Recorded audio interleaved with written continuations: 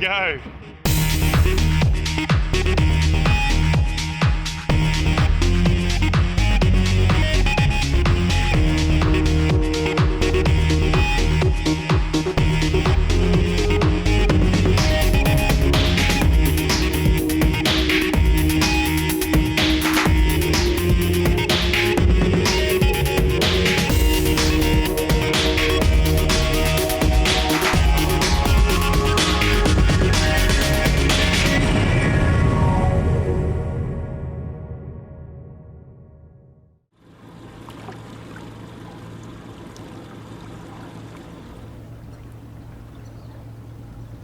I'd even kill that motor now, mate, and we'll just creep up.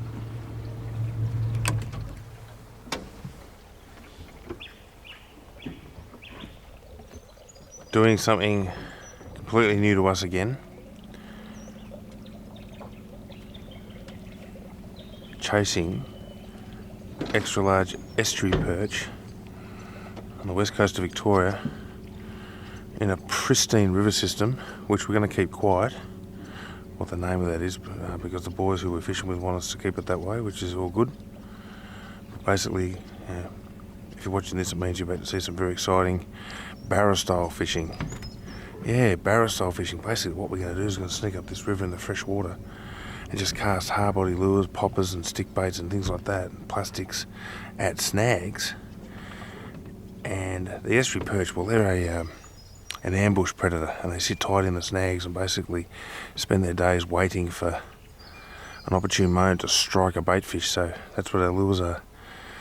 And we're going to trek with a couple of locals and watch how they do it. And once they've shown us how to do it and they've got a few good fish, they're going to give us a crack at it. So I'm pretty excited. I have actually caught estuary perch before, but just one. And it was a big one, and it was land-based, and I was pretty lucky. So, we're going to have a talk to them, see what the plan is. Morning, Winger. How you going, mate? Good, thanks. So what's the plan? What's the go? This morning we're going to push up to this snag here. It's a big old pine tree laying down. It's just in the right stage of decay to attract the fish and the shrimp that the fish are chasing. First up here, while there's low light, we're going to throw surface lures, a popper and a small stick bait, and hopefully tempt one of these big boys to come out and have a crack. Interesting. Yeah, interesting, isn't it? Right state of decay. I guess when a tree first falls in, like a pine tree or a gum tree, it's full of flavour and scent and probably pushes fish away from it. But I suppose in time, as it decays and all the flavours sort of soak out of it, it becomes a bit inert, and the prawns and the shrimps come back to the snag, and then it's when the estuary perch move in. So this is a form of fishing that's all about casting. It's very visual, and I had a bit of a crack yesterday and I got some beautiful big brims, so hopefully today we can upsize and get some perch. It's quite an adrenalised sport, I can tell you. It's up there with anything else, just like kings and tuna, anything else. When a fish races out of that snag, it's quite exciting. And the other thing he said that was pretty interesting was at this time of day. Now it's cold, the water's cold, it's early morning, we're in April, and the top low water's cool, so the fish get up and sit right on the surface, and as the day gets hotter, the fish move deeper. It's common sense, so we start off with surface lures.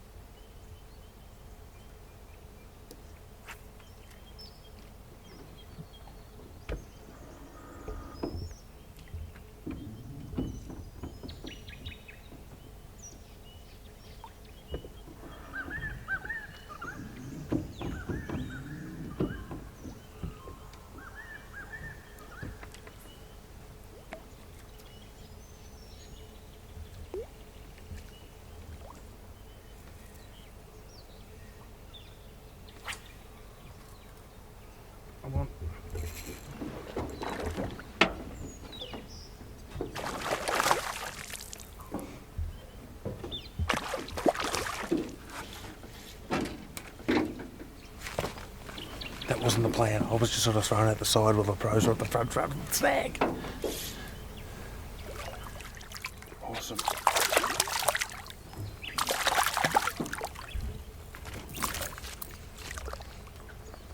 There, guys.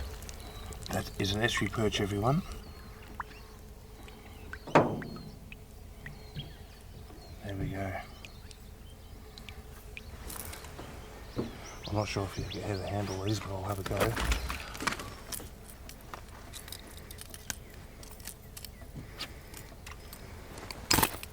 The boys told me green's been the go, so I went with a natural green colour. And that bib basically forces the nose down, dives down about 2 foot, and just wiggles like that. It's got little rattles in it. Okay. And I just twisted it out, and even though I got away from the snag, I actually kept pulling it out to the boat, hoping one was following it. Sure enough, they were. Well, let's get this baby going. Let's have a look. Okay, so I just support him with my hand like that. And that, ladies and gentlemen, is an awesome way to start the day in the first 5 minutes. Not a big one. This is probably 32, 33 centimetres, that's all it is. And they get up to 60 centimetres and 10 pound in this estuary, would you believe? But anything over 40 is a trophy fish, and that's what we want today. So I'll get him back and then I'll get on the camera.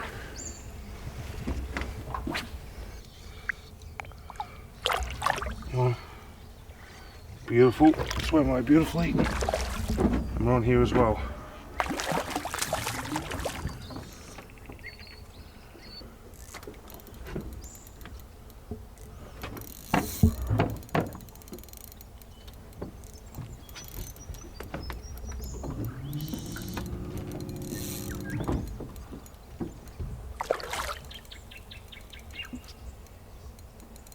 Good fish, obviously. It's not too bad.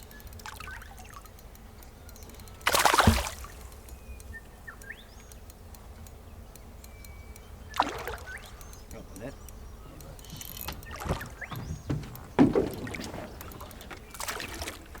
That's a chunky specimen.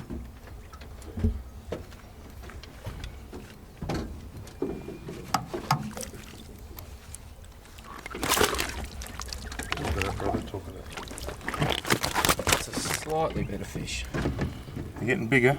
Still not huge, but slightly better.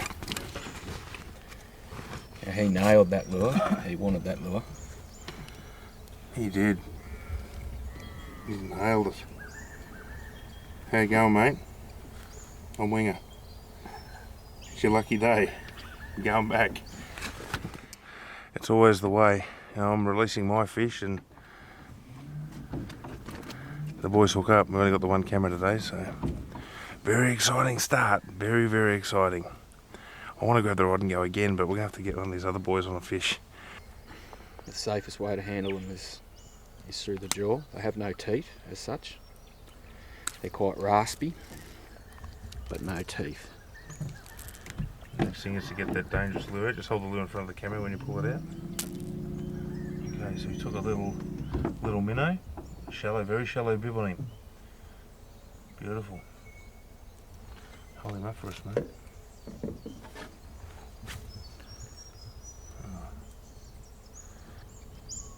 Those big beautiful eyes. There's big mouth, everyone. Look at that. That just opens up it like a bucket and just sucks the lure in, sucks the bait fish in. And that distinctive hump on the head, like a concave hump, like a barra, and their eyes set right on top. Classic ambush predator profile, isn't it? And then you've got these big, dangerous talons here. Look at these. That there, everyone. Nasty, nasty. For the golds. Tannin coloured water, tannin coloured back. And of course that big thruster. There it is. That's what we want to see.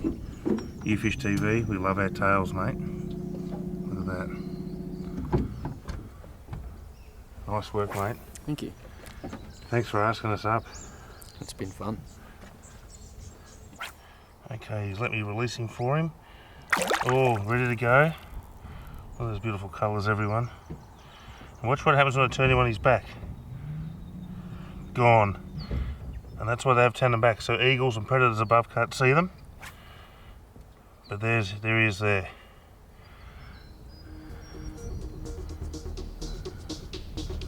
Off you go.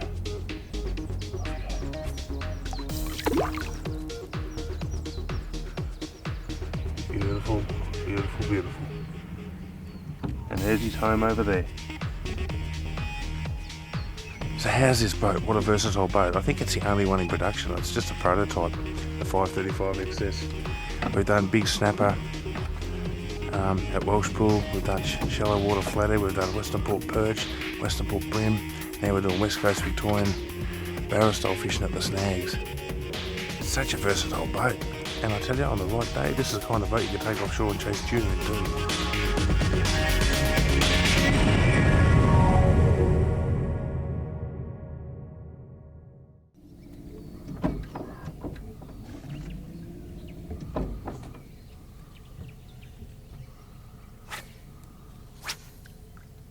I'm going to go out and actually buy a lot more of these rods and reels because I'm going to do a lot more of this sort of fishing. I have been doing a lot more this last 12 months, but Rob, he bought some of his Western Port whiting outfits up, for instance, and he just said to the boys after a few hours, can I use one of your rods? Because he just hadn't have, you know, it's still 6 pound line, it's still fairly light gear, but it was size 4000 reel and size a composite graphite rod rather than a pure specialist graphite rod, and he just didn't have the feel. So it's very important if you're going to do this, just even for the casting, just to get the feel of the lure through the air, stop it at the right point right on the snag, you need the right rod. Predominantly we're using T-curve tournament Shimano rods, which are a great rod, not ridiculously expensive, which is a good thing. We're using Shimano twin power reels in the 1000 size. Nice little finesse reel. You get a good cast with them. 4 to 5.5 pound braid and a 6 pound leader. And the idea with the braid is you get much more feel transferred back through the rod itself and through the braid, so you can feel what's going on with the lure, you can feel it bump across a snag, you can feel a take from a fish or a swipe, a nudge. It just gives you a lot more feel for what's actually going on in the water.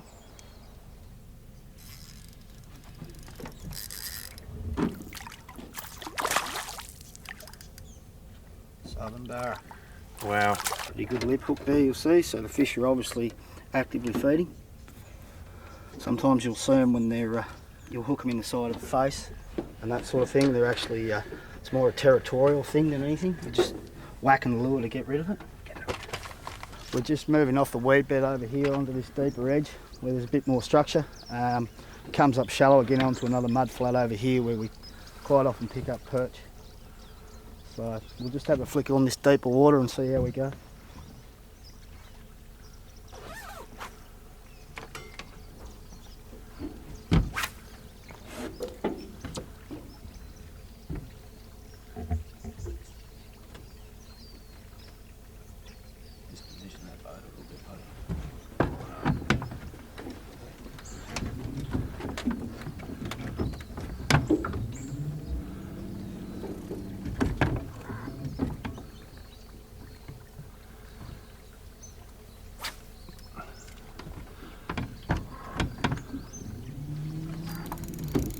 There we go, that's a better fish.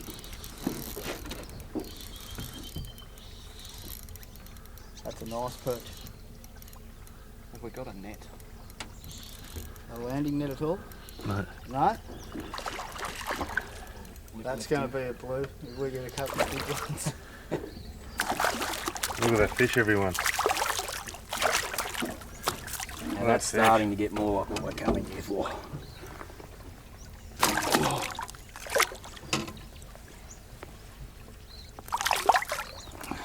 Good work.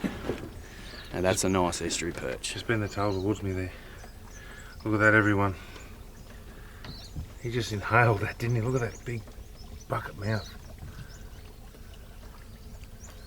Oh.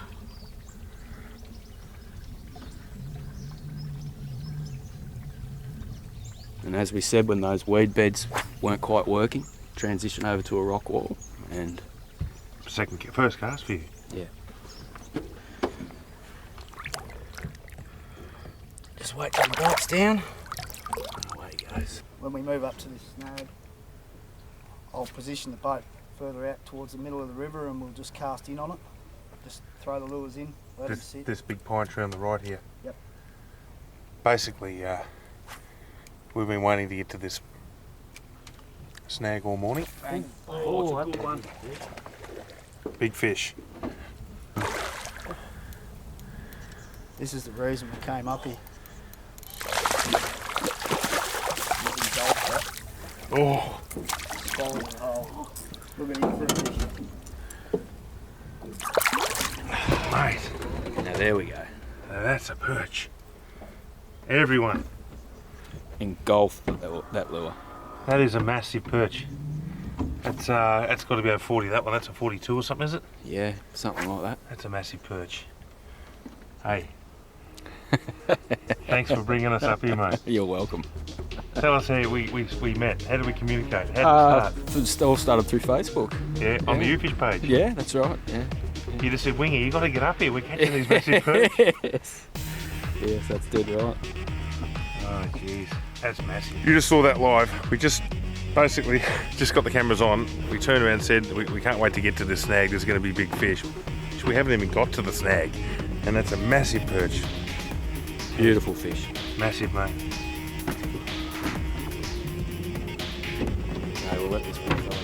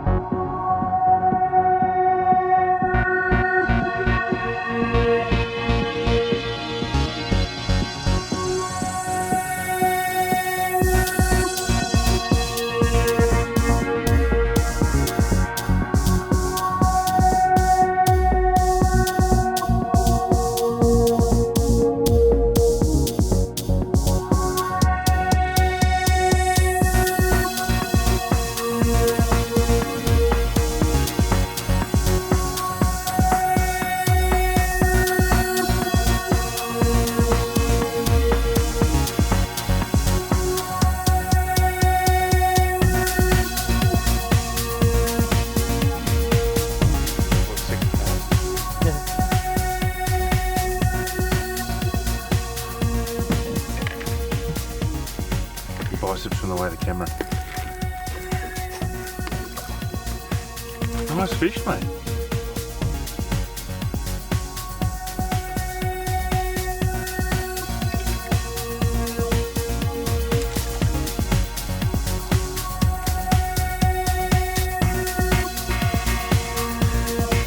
Such a pretty fish, aren't they?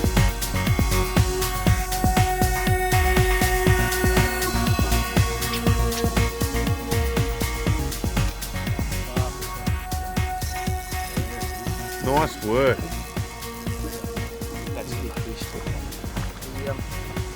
He couldn't help himself. He had to come back and have a second go at it. Good work. You come on you and you keep taking it away further. Yeah. See the greens in him? Now, as we know, yesterday there was a lot of little fish in this area. So where the little fish are, those bigger fish will never be far away from that same area. So, you know, it might be a distance of 100 metres or so up the bank, but there'll always be those bigger fish backed up to where the little fish are. Now, given the sun's up, do you reckon? I was thinking about putting a plastic on. Do you think that'd be a good I move think in this area? that's a very good idea at the moment. We need to probably get down a bit deeper in the water column.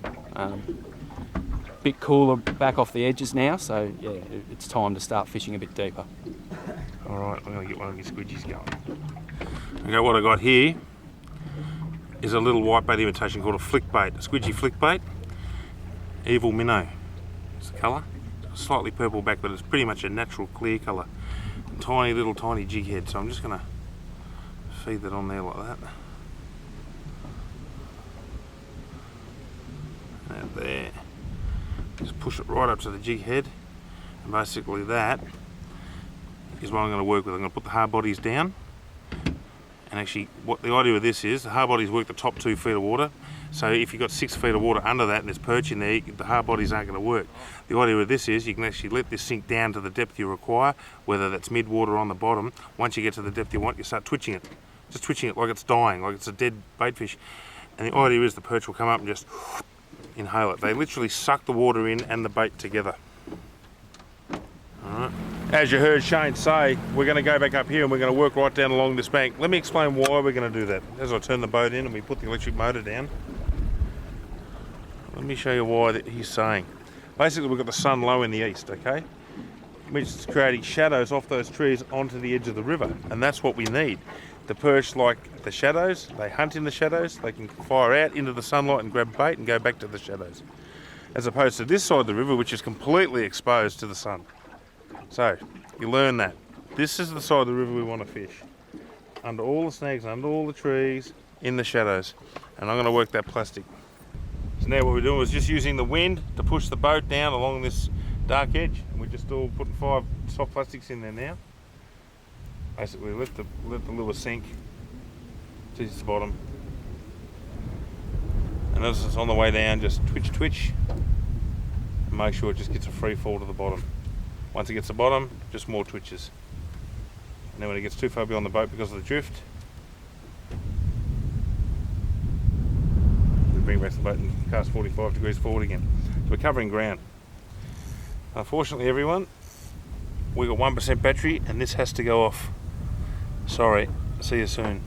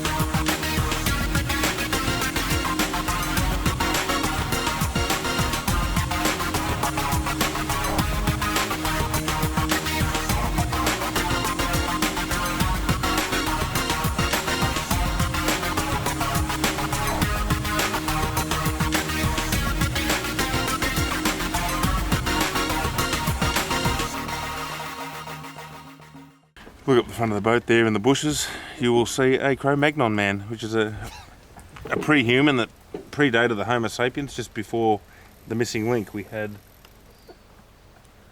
these Neanderthal type creatures. He's getting back to his roots. He's looking for his ancestors in there. Apparently there's some Cro-Magnon eggs. That's the problem with these Cro-Magnons. They had a very large brow, very large jaw, but a very small brain. And like a Homo sapien like myself, we have like a 6 to 8 mil thick cranial wall on our skull, with a brain about 2 kilos. This fella has a 4-inch thick skull, with a cavity in the centre that has a pea-like